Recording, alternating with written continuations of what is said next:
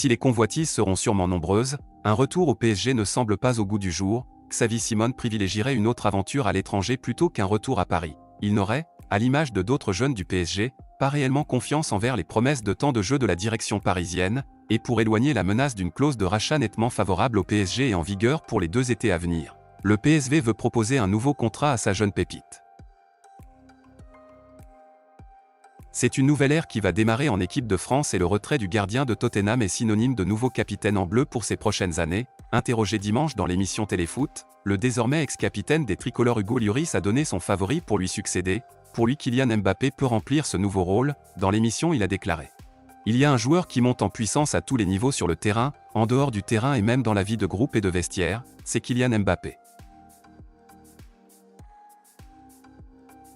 Le PSG a connu sa 7e défaite en 2023 lors de la 28e journée de Ligue 1. Le club s'est incliné 2-0 face à Rennes, au Parc des Princes, après avoir été invaincu depuis presque 2 ans à domicile en championnat. La série est terminée pour le Paris Saint-Germain.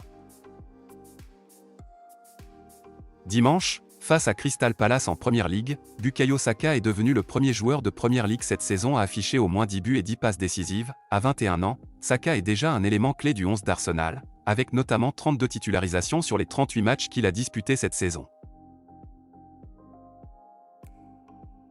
Buteur et élu homme du match, Antoine Griezmann a guidé l'Atlético Madrid vers une nouvelle victoire face à Valence samedi. L'international français a ouvert le score pour les siens à la 23e minute de jeu sur un très bon service de Marcos Llorente.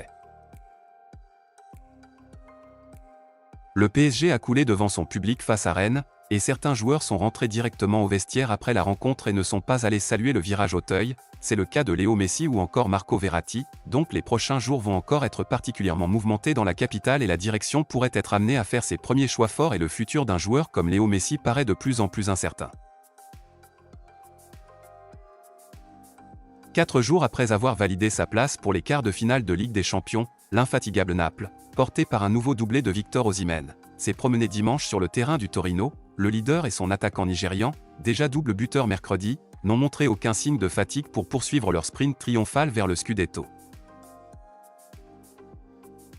Le FC Barcelone s'est imposé hier soir dans le tant attendu Clasico face au Real Madrid, une victoire qui rapproche encore un peu plus les hommes de Xavi d'un nouveau titre de champion d'Espagne. Du côté du Real Madrid, le constat est simple et même assez clair pour Carlo Ancelotti qui, en dépit des titres et des honneurs, notamment en Ligue des Champions, rencontre souvent les pires difficultés face au FC Barcelone.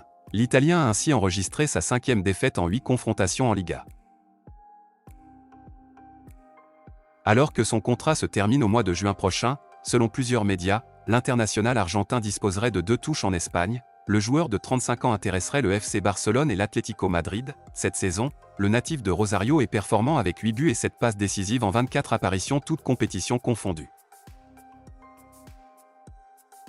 Moussa Diaby plaît beaucoup aux écuries de Première Ligue, et pas n'importe lesquelles. Selon The Express, l'ailier du Bayer Leverkusen ferait l'objet d'une bataille entre Arsenal et Newcastle en vue d'un transfert estival, et selon plusieurs médias le montant de l'opération est de 70 millions d'euros. D'après des informations relayées par plusieurs médias, l'Égyptien serait déçu de la saison de Liverpool, et aimerait se relancer ailleurs, et l'ancien coéquipier de Sadio Mané privilégie la Liga. De leur côté, 2 cadors du championnat espagnol, le FC Barcelone et le Real Madrid, pourraient aussi être tentés de se l'offrir pour renforcer leur ligne offensive. Mais il convient de rappeler que l'international égyptien est toujours lié à Liverpool jusqu'en juin 2025.